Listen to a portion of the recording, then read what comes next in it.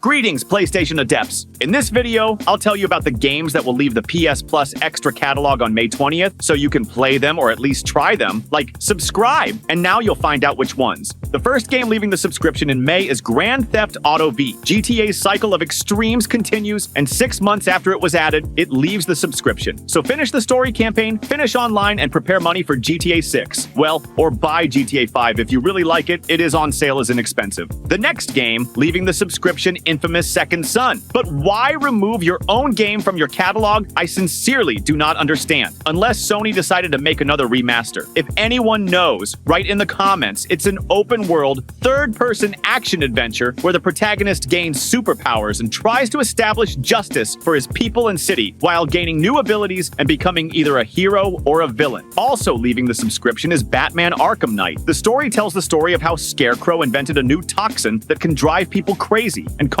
uncontrollable aggression. He teams up with Penguin, Two-Face, Harley Quinn, and the Enigma to destroy Batman. The main novelty of the game is Batmobile, on which you can move around the city and perform some tasks. Portal Knights will be leaving the subscription on May 20th. If you were looking for a game that would work on similar principles to Minecraft, but at the same time had a more pleasant graphics and more or less acceptable quest system so that there was some ultimate goal, and not just abstract do what you want, then Portal Knights, I think, will be just such a game. Here you can set the appearance of your hero, choose a class for him, and go on adventures across the islands to fight a variety of monsters and bosses. Payday 2 Crimewave Edition will leave the PS Plus extra catalog in May. This is a cooperative first-person shooter where players take on the role of Payday gang members as they commit large-scale bank robberies, prison breaks, cyber crimes, and hostage-taking. The game features a large selection of weapons, armor, and skills to aid in completing missions. In the years since its release, Payday 2 has had a huge amount of missions and collaborations with other franchises like Hotline Miami, Shadow Warrior, John Wick, and Left 4 Dead, so there is plenty of content to go around.